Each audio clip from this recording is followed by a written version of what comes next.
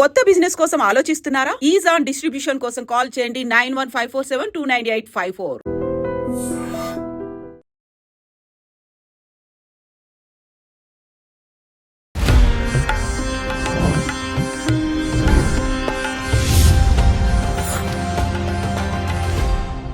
I dream దైవానుగ్రహం కార్యక్రమానికి స్వాగతం. దసరా పండుగ ప్రాముఖ్యతని ప్రత్యేకత గురించి అడిగి తెలుసుకుందాం. మనతో ఉన్నారు మైలవరపు నాగమణి గారు, శ్రీ జగద్గురు పీఠం నాగప్రతిష్ఠ చైర్మన్ అండ్ వారసురాలు. నమస్తే అమ్మ, వెల్కమ్ టు స్టూడియో. మంచిదండి. ముందుగా ఐ డ్రీమ్ ని మీడియాని వీక్షిస్తున్న ప్రేక్షకులందరికీ శరన్నవరాత్రి దసరా శుభాకాంక్షలు. అమ్మ, దసరా పండుగ జరుపుకుంటాం కానీ అసలు దసరా పండుగ ఎందుకు జరుపుకుంటాము, ఎప్పటి నుంచి ఈ ఆచారం వచ్చింది, అసలు దీని ప్రాముఖ్యత ఏంటి అనేది చాలా మందికి తెలియదు. కొంతమందికి తెలిసినా కానీ ఒక 2-3 కథలు చెబుతూ ఉంటారు కదా. సో ఏది కరెక్ట్ అనేది కూడా కొన్ని డౌట్స్ ఉన్నాయన్నమాట. అసలు ఈ ఆచారం అనేది ఎప్పటి నుంచి వచ్చింది? మనకి రామాయణంలోను తర్వాత మహాభారతంలోను ఇట్లా దసరాని మనం చేసుకున్నట్టు. ఎట్లా అంటే రాములు వారు రావణాసురుడి మీదకి యుద్ధానికి వెళ్ళారు. ప్రప్రథమంగా వెళ్ళేటప్పుడు ఈ దసరాని పండగని అపరాజిత పూజగా చేసుకుని యుద్ధానికి వెళ్ళి తిరిగి వచ్చారనమాట. ఇదే రోజున విజయం పొంది.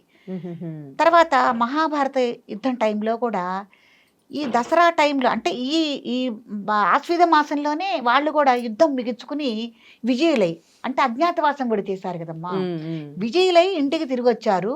ఇదే టైంలో జరిగింది. అంటే భారతంలోనూ ఈ ఆశ్వీజ మాసంలోనే జరిగింది, రామాయణంలోనూ ఇదే ఆశ్వీజ మాసంలో జరిగింది. కాబట్టి దానికి గుర్తుగా చేసుకోవటం ఒకటిను. మహిషాసురుడనే రాక్షసుణ్ణి దుర్గాదేవి సంహరించిన రోజులు కూడా ఇవే. ఓకే. కాబట్టి మనకి చరిత్రలో 3 మనకి పురాణాల్లో కూడా ఈ పండగను చేసుకోవటానికి 3 ఆధారాలు ఉన్నాయని మనం చేసుకోవటం మొదలు పెడుతున్నాం అప్పటి నుంచి. ఇది కాకుండా మనకి అప్పుడు చరిత్ర గడిచింది, పురాణాల్లోంచి చేసుకుంటున్నాము. కానీ ఇప్పుడు మానవులో మనం ఎందుకు చేసుకోవాలి దసరాని అనంటే, మనకి మనిషి మనం మనిషిలో మనిషి ఉంటాం, కనపడం. మనకు చాలా ఉంటాయి వెనకాతల, బయటికి కనిపిస్తాం కానీ అసలు మనం ఇంట్లోకి వెళ్తే అసలు మనిషి ఏంటనేది బయటపడుతూ ఉంటాం కదా. కాబట్టి మనకి దుర్గుణాలు అనేవి 10 ఉన్నాయి. ఈర్ష్య, ద్వేషం, కోపం, ఏమండి, మోహం, మదం, మాత్సర్యం, తర్వాత సోమరితనం కూడా దీంట్లోనే. సోంబేరితనంగా ఇంట్లో ఉండి కూర్చుని తింటాము, ఇవన్నీ ఉంటాయి కదా, పని పాట లేకుండా. ఇవన్నీ 10 దుర్గుణాలు మనలో ఉన్నాయి. ఎవరైనా ఏదైనా సంపాదించుకుంటున్నారు చూడలేం, ఈర్ష్య లేదు. ఎవరి మీద అకారణంగా ద్వేషం, ఊరికే కోపం రావటం, ఇవన్నీ కూడా 10 దుర్గుణాలు మనలో ఉన్నాయి. ఇప్పుడు ఈ కాలంలో కలియుగంలో మనం ఈ దసరాని ఉత్సవాన్ని జరుపుకోవటంలో ఊరికే ఏదో అందరూ చేస్తున్నారు చేసుకుంటున్నామని కాదండి. మనకి కొంతమందికి చిన్న వయసులోనే షార్ప్గా కోపం వస్తుంది ఏ విషయానికైనా కదా. ఒక్కొక్కళ్ళకి ఏంటంటే అసూయ అనేది ఉంటుంది. ఎవరైనా ఏదైనా వస్తువు కొనుక్కున్నా చేసినా, ఎందుకండి సాటి మనిషి కొద్దిగా అందంగా ఉన్నా కూడా ఎవరైనా అసూయ పడేవాళ్ళు, ఈర్ష్య పడేవాళ్ళు ఉంటారు కదమ్మా. ఇవన్నీ దుర్గుణాలు మనలో. కాబట్టి దసరా పండుగ ఊరికే చేసుకోవటం కాదు, ఒక ప్రమాణం. ఏవైతే దుర్గుణాలు మనలో ఉన్నాయి, 10 దుర్గుణాలు ఉన్నాయో, ఈ దుర్గుణాలన్నీ మేము ఈ పండగ చేసుకోవడం వల్ల వదిలేస్తున్నాం అని ఒక ప్రమాణం చేసుకోవటం అన్నమాట. ఇవన్నీ ఈ పండగ చేసుకుని ఇవన్నీ వదులుకోకపోతే కనుక ఈ పండగ చేసుకున్నా కూడా అనవసరమే. కాబట్టి దుర్గామాత మీద కానీ లోగా రామాయణంలో భారతంలో వాళ్ళని తీసుకుని ఒక ఆదర్శంగా తీసుకుని కానీ మనం ఈ పండగ చేసుకోవటం అనేది జరుగుతోంది. అదే 10 రోజుల పండగగా మనకి ఈ దసరా కొనసాగుతోంది. ఈ దసరాలో ఈ సంవత్సరంలో మనకు ఇంకొక విశేషం ఉందమ్మ చాలా. ప్రతి సంవత్సరం మనం 9 రోజులు శరన్నవరాత్రిగా చేసుకుని 10వ రోజున విజయదశమి పండుగ మనం చేసుకుంటాం. కానీ ప్రతి 10 సంవత్సరాలకు ఒకసారి 11 రోజులు దసరా చేసుకునే అవకాశం అనేది మనకు వస్తుంది. ఓహో, అయితే 10 సంవత్సరాలు అయిందా? ఇప్పుడు అయింది. మళ్ళీ 10 సంవత్సరాలకు కానీ మనకి 11 రోజులు దసరా చేసుకునే అవకాశం రాదు. ఎందుకు అనంటే ఒక తిథి అనేది 2 రోజులు వస్తుంది, ఉభయ రోజుల్లో రావటం వల్ల కొద్దిగా ఇట్లా మళ్ళీ 10 సంవత్సరాలకి మనకు అట్లా వస్తుంది. అందుకని ఈసారి మనం చాలా విశేషం. ఇప్పుడు దసరా పండగ చేసుకునే వాళ్ళందరికీ ఒక అద్భుత అవకాశం. ఎందుకంటే ఇంకో రోజు అదనంగా చేసుకుంటున్నాం కాబట్టి ఈసారి దసరా 11 రోజులు జరుపుకోవటం అనేది జరుగుతోంది. ఏదేదైనా దసరా పండగ అనేది ఒక చెడు మీద ఒక మంచి జయించిన అద్భుతమైన పండగ. కాబట్టి జయించాం కాబట్టి మనలో దుర్గుణాలు ముందు జయించుకోవాలి, మనలో ఉన్న లోపాలని సరి చేసుకోవాలి. ఇది అందరూ పరిగణలోకి తీసుకుని దసరా పండుగని వైభవంగా చేసుకోవాలి. మరి 2 రోజులు ఎక్స్ట్రా వచ్చింది కదా ఇప్పుడు, అంటే తిథి 2 రోజులు వస్తుంది అన్నారు కదా, మరి ఒకే రూపంలో కొలిచాలా అమ్మవారిని? లేదు, ఇప్పుడు మనకి అమ్మవారు 108 రకాల రూపాలు ఉన్నాయి అని అంటారు. కాబట్టి ఇంకొక అమ్మవారిని చేర్చుకుని, ఇప్పుడు వారాహి గాని ఇలా కొత్తగా మనకి దేవతలు ఉన్నారు కదమ్మా, వాళ్ళని చేర్చుకుని చేసుకోవచ్చు, తప్పేం లేదు. ఇంకోటి ఏంటంటే అదే ఉపాంగ లలిత గౌరీ వ్రతం అని అంటారు కదా, అవును. అంటే ఏంటి ఇది? ఈ దసరా రోజు పంచమి రోజున వస్తుందని అంటున్నారు, స్పెషాలిటీ? చాలా మంచి మాటమ్మా. ఎందుకంటే శరన్నవరాత్రి మనం 9 రోజులు చేసుకుంటాం. చేసుకున్న వాటిల్లో ఈ 9 రోజులు దసరా కలశం పెట్టుకుని చేసుకున్నా కూడా ముఖ్యంగా నోములు నోచుకునేవి ఒక 2 కనిపిస్తాయి మనకి. పంచమి రోజున ఒకటిను, నవమి రోజున ఒకటి కనిపిస్తుంది. కాబట్టి ఉపాంగ లలితా గౌరీ వ్రతం అంటారు దీన్ని. దాని గురించి మనం చెప్పుకున్నాము. తప్పకుండా అందరూ చేసుకుని తీరవలసిన పూజ అన్నమాట ఇది. ఎట్లా అంటే అండి, మనం గౌరీదేవిని ప్రత్యేకంగా పశువు ముద్దగా చేసుకుని లలితా గౌరీ వ్రతం చేసుకుంటాము. ఈ చేసుకునే విధానంలో ఎవరైతే ఆమె వ్రతం చేసుకోవాలనుకుందో ఏ నోములైనా ఆమె ఒక్కటే చేసుకుంటుంది. ఈ లలితా గౌరీ వ్రతంలో ఏంటంటే 9 మంది ముత్తైదులు కానీ 10 మంది ముత్తైదులు కానీ తెచ్చుకుని ఆ 10 మందికి కూడా ఉదయంలో అభ్యంగన స్నానం చేయడానికి కుంకుడుకాయలు, లేకపోతే ఇప్పుడు ఏమన్నా అంటే షాంపూ ప్యాకెట్లు కానీ, నలుగు పెట్టుకోవటానికి శనగపిండి కానీ ఇవన్నీ వాళ్ళకి ఇచ్చి ఇంట్లోనే అభ్యంగన స్నానం చేయించి వాళ్ళ చేత ఈ వ్రతాన్ని వాళ్ళ చేత కూడా ఆచరింపజేయించాలి. ఉదయం నుంచి రాత్రి దాకా ఏమి తినకుండా ఉపవాసం ఉండాలి. ఈ ముత్తైదువులు వీళ్ళు 9 మందిను, వీళ్ళు ఈమె కూడా ఎవరైతే చేస్తున్నారో వాళ్ళు కూడా, ఆమె కూడా ఉపవాసం ఉండాలి. ఉపవాసం ఉండి ఈ వ్రతం ఈమె చేస్తూ వాళ్ళ చేత కూడా ఆచరింపజేయాలి. అంటే సామూహికంగా వ్రతాన్ని చేసుకుంటారు.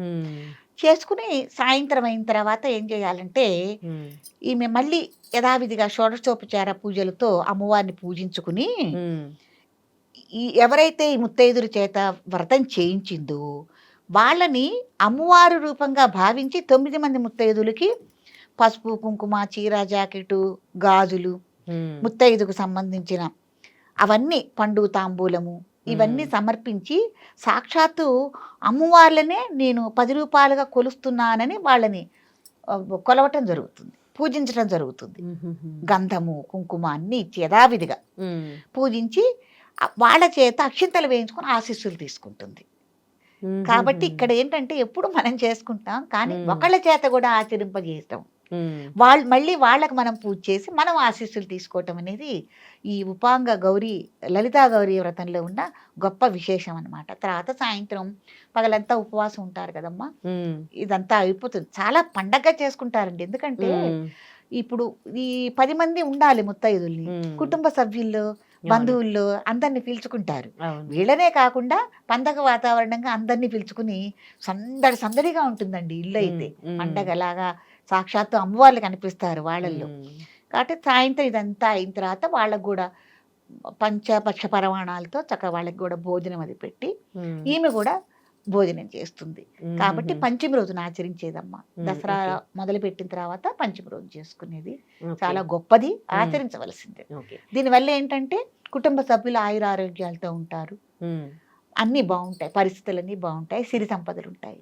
అంటే ఉపవాసం అంటే ఉదయం నుంచి కూడా ఏమీ తినొద్దా? ఏం తినకూడదు. అంటే పాలు కానీ పళ్ళు కానీ అలా తిని ఉండాలి, కానీ కనీసం టిఫిన్ కూడా చేయటం అనేది పద్ధతి కాదు. అలాగే అపరాజిత పూజ అని కూడా అంటారు కదా ఈ దసరా రోజుల్లో, అది ఎన్నో రోజు వస్తుంది, అసలు ఏంటి ఈ పూజ ప్రత్యేకత? మంచిదమ్మా. అది కూడా మనకి దసరాలోనే మహర్నవమి రోజున చేసుకోవటం జరుగుతుంది, నవమి రోజున. దీనికి కూడా రామాయణంలోను మహాభారతంలోను మనకి ఇట్లా వీళ్ళు చేసుకున్నారు అని మనకి చెప్పబడి ఉంది. అప్పటి నుంచి మనం ఈ అపరాజిత వ్రతాన్ని మనం చేసుకుంటున్నాం అన్నమాట. రాములు వారు రావణాబ్రహ్మ మీదకి యుద్ధానికి వెళ్ళారు కదా, సీతాన్వేషణ తర్వాత ఆంజనేయ స్వామి వచ్చారు, చెప్పారు లంకలో ఉంది మాత అన్నారు. వీళ్ళు యుద్ధానికి వెళ్ళారు, సన్నిద్ధమై వెళ్తున్నారు. లంక దగ్గర దాటి, సముద్రం దాటి వెళ్ళేటప్పుడు రాములు వారు ఏం చేశారంటే దుర్గామాతని అపరాజితామూర్తి, అంటే ఒక చెడు మీద వీళ్ళు జయం సాధించడానికి వెళుతున్నారు కదా, అంటే అపరాజితం అనే నా మూర్తిగా భావించి దుర్గాదేవిని అపరాజిత పూజగా చేసుకుని వెళ్ళారు. వెళ్ళటం వల్ల రావణ బ్రహ్మ తక్కువ మనిషి కాదు కదమ్మా. అంత మహత్తరమైన మనిషికి మీదకి యుద్ధానికి వెళ్తున్నారంటే ఏదైనా దైవ ఆశీస్సులు కావాలి కదా విజయం పొంది రావాలంటే. అప్పుడు ఇంకా అమ్మవారు పార్వతీ అమ్మవారే అపరాజిత మూర్తిగా పూజ చేసుకుని ఆయన యుద్ధానికి వెళ్ళారు. వెళ్ళినప్పుడు విజయం సాధించి వచ్చారు. ఆ టైంలో రాములు వారు చేశారు. తర్వాత మహాభారత యుద్ధంలోకి వచ్చేసరికి పాండవులు ఆచరించారు. తర్వాత ఈ అపరాజిత పూజ ఎవరు చేయాలి, ఇప్పుడు ప్రజెంట్ ఎవరు చేయాలి అంటే, మనం ఎవరైనా తీర్థయాత్రలకి దూర ప్రయాణం పెట్టుకుంటాం. ఒక 20 రోజులు నెల అట్లా టూర్ వేసుకుంటాం. అది మనం తీర్థయాత్రగా కానీ లేకపోతే వినోదయాత్రగా కానీ పెట్టుకుంటాం. అట్లాగే విదేశాలు వెళ్ళి చదువుకోవాలని కానీ ఉద్యోగ రీత్యా వెళ్ళటం కానీ ఏదన్నా వ్యాపార రీత్యా కూడా మనం ఒక్కొక్కసారి వారం రోజులు 10 రోజులు వెళ్ళి ఉండాల్సి వస్తుంది వ్యాపార నిమిత్తంగా పనుల మీద. అలాంటి పనుల మీద కానీ లేకపోతే ఇంకా మీకు మిలిటరీ వాళ్ళ గురించి కానీ ఏదన్నా యుద్ధ ప్రాతిపదిక ఉంది, ఏదన్నా యుద్ధానికి వెళ్లాల్సి వస్తుంది సడన్ గా, అట్లాంటి వాళ్ళకి కానీ ఈ అపరాజిత పూజ చేసుకుని వెళితే మనకి అంటారు చూడండి అమ్మా, క్షేమంగా వెళ్ళి లాభంగా రండి అని ఒక ఆశీస్ అనేది ఉంది. కాబట్టి ఈ అపరాజిత పూజ చేసుకుని వెళితే క్షేమంగా వెళ్ళి లాభంగా తిరిగి వస్తారు. దీనికి ఎందుకు ఉదాహరణ అని అంటే, నిన్న మనకి నేపాల్లో జరిగిన సంఘటన, యాత్రికులు వెళ్ళారు, అక్కడ చిక్కుకున్నారు. తర్వాత మన ఈ మధ్య మనం కాశ్మీరులో ఇల్లు కూడా జరిగింది. పాపం వాళ్ళు ఏదో వినోద యాత్రగా వెళ్తే అక్కడ ఒక అన్ఎక్స్పెక్టెడ్ అనుకోని సంఘటన జరిగింది, దుర్ఘటన జరిగింది. ఆ దుర్ఘటనలు ఏముంది, అందరూ ఇరుక్కున్నారు. జరగటం వల్ల వాళ్ళు ఏంటంటే ఆకస్మికంగా వాళ్ళు కష్టానికి లోనయ్యారు కదమ్మా, అంతే కదా. కాబట్టి అట్లాంటివన్నీ మన మీదకి రాకుండా ఉంటాయి. ఏదైనా యాక్సిడెంట్లు అవ్వటం కానీ లేకపోతే ఇట్లాగే అకారణంగా మనం గురి కావటం అనేది జరుగుతుంది. ఇప్పుడు యాత్రకెడితే అక్కడ వరదల్లో చిక్కుకోవటం కానీ అలా ఉంటుంది కదా, అట్లాంటివన్నీ రాకుండా ఉంటాయి. నేను సైన్యం పరంగా చూసుకుంటే ఏదన్నా యుద్ధ ప్రాతిపదిక వచ్చినప్పుడు ఇతర సైన్యం మీదకి మనం యుద్ధానికి వెళ్ళినప్పుడు ఆ యుద్ధంలో జయించి మనం రావాలన్నా కూడా ఆ టైంలో కూడా ఈ అపరాజిత పూజ చేసుకుని కనుక వెడితే జయంగా తిరిగి వస్తామని ఈ అపరాజిత పూజ చేసుకోవటం అనేది జరుగుతుంది అప్పటి నుంచి. కాబట్టి ఇది మీరు ఏదైనా దూర ప్రయాణాలు పెట్టుకుంటే తప్పకుండా మనం తిరుమల వెళ్తామండి. వెళ్ళినప్పుడు వెంకటేశ్వర స్వామి తప్పకుండా, చాలా మంది ఇది కూడా తెలుసుకోవాలండి, తిరుపతి వెళ్ళేటే మామూలుగా అప్పుడప్పుడు బయలుదేరి వెళ్ళిపోతూ ఉంటారు. అట్లా కాదు, శుచి శుభ్రంగా ఇంటి దగ్గర తలస్నానం చేసి వెంకటేశ్వర స్వామి వారికి దీపారాధన చేసుకుని కొద్దిగా పొంగలు పెట్టుకుని ఒక కొబ్బరికాయ కొట్టుకుని వెళ్ళటం అనేది పద్ధతి. కాబట్టి ఏదైనా దూర ప్రయాణాలు పెట్టుకున్నప్పుడు ఈ అపరాజిత పూజ చేసుకుని వెళ్ళటం అనేది మంచి పద్ధతి. కాబట్టి అప్పటి నుంచి అపరాజిత పూజ అనేది వచ్చిందమ్మా. అంటే అపరాజిత పూజ అంటే జస్ట్ మొక్కేసి కొబ్బరికాయ కొడితే సరిపోతుందా? కాదు, విధి విధానంగా చేసుకునేది ఉంది. వ్రతం లాగాని పూజ లాగాని షోడశోపచారాలతో అమ్మవారిని పెట్టుకుని పశువు ముద్దగానో మరి మీరు కలశంగా పెట్టుకుంటారో మీ శక్తి కొద్ది అట్లా అమ్మవారిని స్థాపించుకుని ఒక బ్రాహ్మణ్ణి పెట్టుకుని చక్కగా పూజ చేసుకుని పెడితే బాగుంటుంది. ఓకే. ఒక్కొక్కసారి టూరు అందరం కుటుంబ సభ్యులు కూడా వెళ్తాం. అవును కదా. ఓకే. అలాగే ఈ దసరా చివరి రోజు మనం జమ్మి చెట్టు పూజ చేస్తాం కదా, అసలు జమ్మి చెట్టు పూజకి దసరాకి ఏంటి సంబంధం? అలాగే చివరి రోజు పాలపిట్ట కూడా చూస్తాం. అవునవును. పాలపిట్టను ఎందుకు చూస్తారండి? పాలపిట్టని చూడటానికి ఇప్పుడు దీనికి కూడా రామాయణం భారతంలో మనకి ఉదాహరణ. రాములు వారి యుద్ధాన్ని బయలుదేరి వెళ్తున్నప్పుడు చెట్టు మీద పాలపిట్ట కనిపించింది. అట్లాగే మహాభారత యుద్ధంలో కూడా వీళ్ళు యుద్ధానికి వెళ్ళేటప్పుడు పాలపిట్టను చూశారు. కాబట్టి అప్పటి నుంచి వాళ్ళు ఏమనుకున్నారంటే మనం విజయం సాధించి వచ్చాము, ఏమేమి మంచి మంచి శకునాలు మనకి తగిలినాయి, పాలపిట్ట కనిపించింది పాలపిట్ట కనిపించింది అనుకున్నారు. అప్పటి నుంచి కూడా మనమందరం పాలపిట్ట కనిపిస్తే చాలా అదృష్టంగా భావిస్తాం, మనకి శుభ సూచకంగా భావిస్తాం. కాబట్టి పాలపిట్ట ఒక దసరా రోజునే కాదమ్మా, పాలపిట్టని ఏ టైంలో మనం చూసినా కూడా అది మనకి శుభ సూచకమే అనుకోనట్టు. ఈ దసరా రోజు ఏంటంటే ఎక్కడ కనిపిస్తుందా అని మనం వెతుకులాడుతూ ఉంటాం. పాలపిట్ట కనిపిస్తే బాగుంటుందని. కానీ అడవుల్లో ఇంకా ఉన్నాయి పాడపెట్టలు చూడటం మ్మ్. అనేది ఉంది. మ్మ్. కాబట్టి ఇది అప్పటి నుంచి వచ్చింది, ఓహో. శుభ సూచక, ఓకే. శుభం అన్నమాట. ఓకే. అలాగే జమ్మి పూజ కూడా జరుపుకుంటాం కదా, అసలు ఎప్పటి నుంచి మనకి ఈ ఆచారం వచ్చింది, ఎలా జరుపుకుంటారు, ఎందుకు జరుపుకుంటారు? మంచిదమ్మా.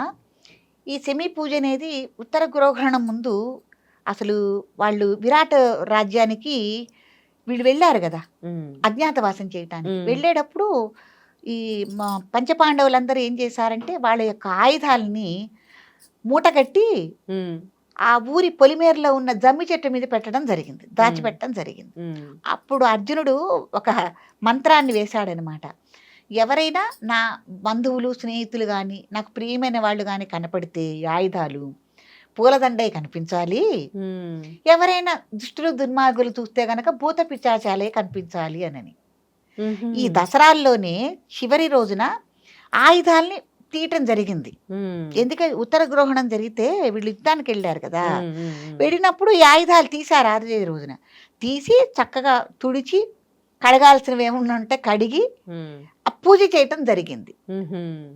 అందుకనే జమ్మి పూజ ఆ రోజున ఉంది కదా. జమ్మి చెట్టు అందులోనూ మనకి పంచపల్వాల్లో కానీ ఏదైనా కానీ దేవతా వృక్షం కింద మనం జమ్మిని పూజించుకోవటం అనేది జరుగుతుంది. మ్మ్.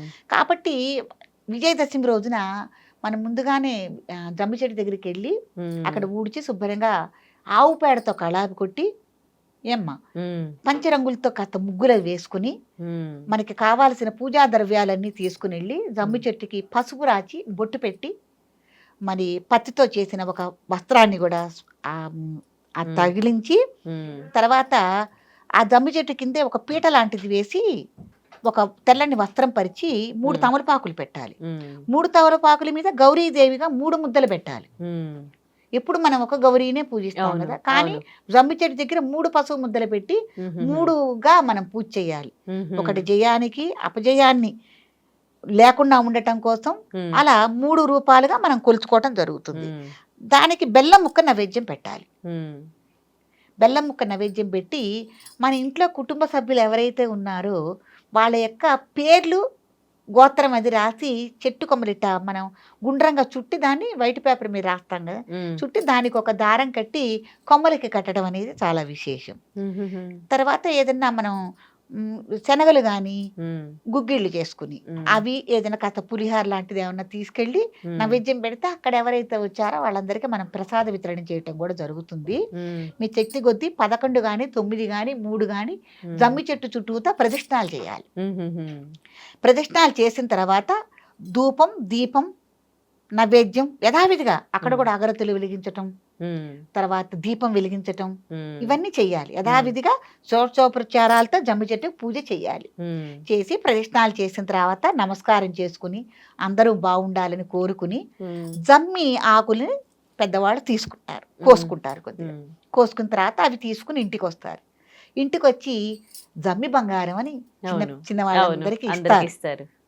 ఇదే రోజున మ్మ్. ఇచ్చి చిన్న వాళ్ళకి ఇస్తే వాళ్ళు పెద్దవాళ్ళ దగ్గర స్వీకరించి వాళ్ళ చేత ఆశీస్సులు తీసుకుంటారు. పెద్దవాళ్ళ ఆశీస్సులు తీసుకుని అక్షింతలు వేయించుకుంటారు. మ్మ్. ఈ రోజున ఏం చేస్తారంటే మన దగ్గర ఏవైతే ఆయుధాలు ఉన్నాయో మ్మ్. వాటన్నిటికీ ఆయుధ పూజ.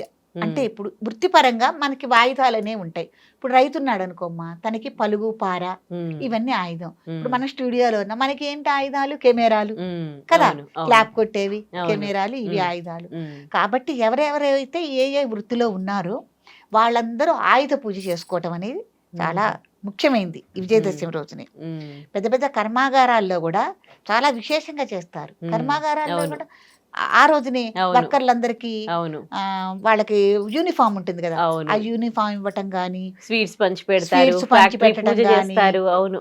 సైన్యంలో వాళ్ళు కూడా వాళ్ళ యొక్క తుపాకుల్ని వాటిని శుభ్రం చేసి మ్మ్.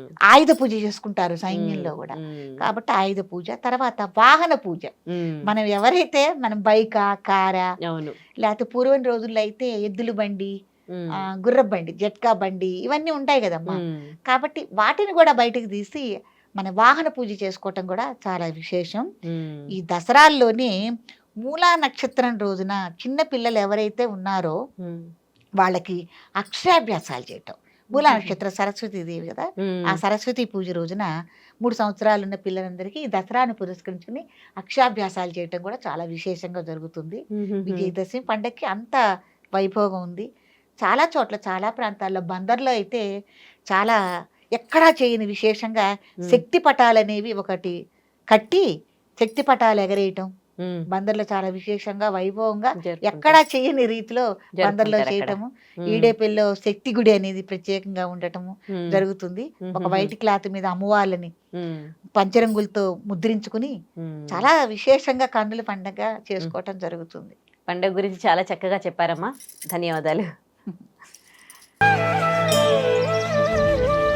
తవ్వండి, తవ్వుతూనే శివలింగం సరే దాన్ని అట్లా కప్పేసేయండి, చూపించదండి. Krishna is there. మూర్తి పూజ కాదు, సాక్షాత్ బ్రజేంద్ర నందన భగవాన్ ఉన్నారు మూర్తిలో. ఏమీ ఆశించకుండా ఆరాధించే వాళ్ళు కూడా ఉన్నారా ప్రభుజీ? నిజమైన భక్తి అంటే మనకు తెలియదు కాబట్టి